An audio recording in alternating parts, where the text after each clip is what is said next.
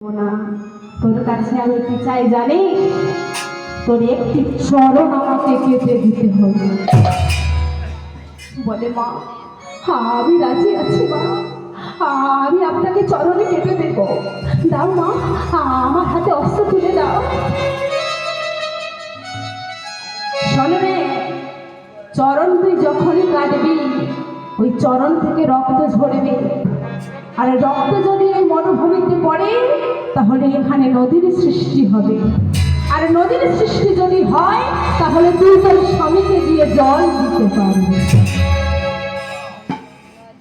নর্মদা তখন বলছে মা, আমার হাতে তুমি অস্ত্র তুলে দাও, আমার হাতে তুমি অস্ত্র তৎক্ষণাৎ তুলে দাও মা। আমি যে আমার চরণটা কেটে দিতে চাই, তাই মহামায়া তার মায়ার অস্ত্রটা নিয়ে যখনই নর্মদার হাতে তুলে দিলে, নর্মদা সেই চরণটি এক হাতে সঙ্গে সঙ্গে কেটে দিয়ে চিৎকার করে বলে উঠলেন, স্বামী।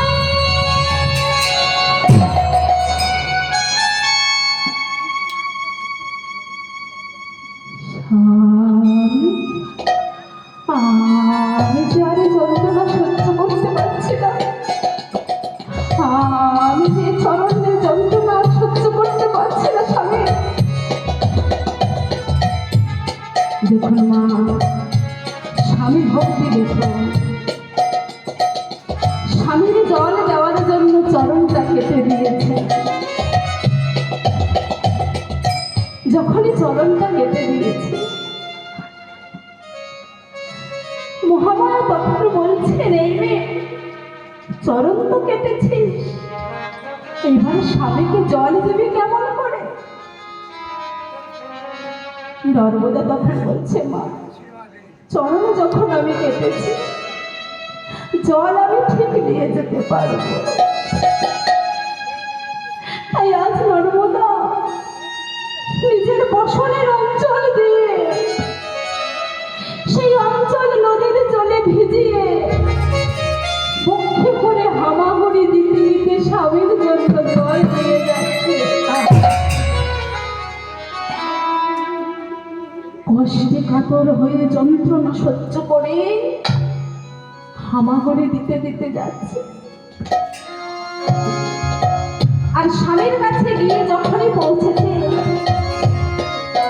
স্বামী তখন বলে উঠলেন, একই নর্মদা, তোমার আরেকটি চরণ কোথায় গেল? না, এ হতে পারে না নর্মদা, তোমার আরেকটি চরণ কোথায় গেল? নর্মদা, নর্মদা, তোমার আরেকটি চরণ কোথায়? নর্মদা, স্বামী, আমি তোমাকে অনেক ডাক দেখেছি স্বামী, কিন্তু তুমি শুনতে পাওনি। তাই তোমার তৃষ্ণা নিবারণ করার জন্য আমি আমার চরণ কেটে দিয়ে তোমার জন্য জল নিয়ে এসেছি। কৌশিকী তখন বলছে, নর্মদা, আমি স্বামী হয়ে সারা জীবন তোমাকে দিয়ে গেছি শুধু আঘাত, দিয়ে গেছি শুধু যন্ত্রণা, দিয়ে গেছি শুধু কষ্ট, কিন্তু স্ত্রী হয়ে তুমি তার বদলে আমাকে দিয়ে গেছো শুধু স্নেহ, মায়া, মমতা, ভালোবাসা দিয়ে গেছে। তাই আজ আমিও বলে রাখলাম, এই চরণ তোমার কিছু হবে না। তাই আমিও বলছি, এই চরণ তুমি ফিরে পাবে, ফিরে পাবে, ফিরে পাবে। তাই আগেকার যুগে মায়েরা যা বলতেন মানুষরা তাই ঘটত।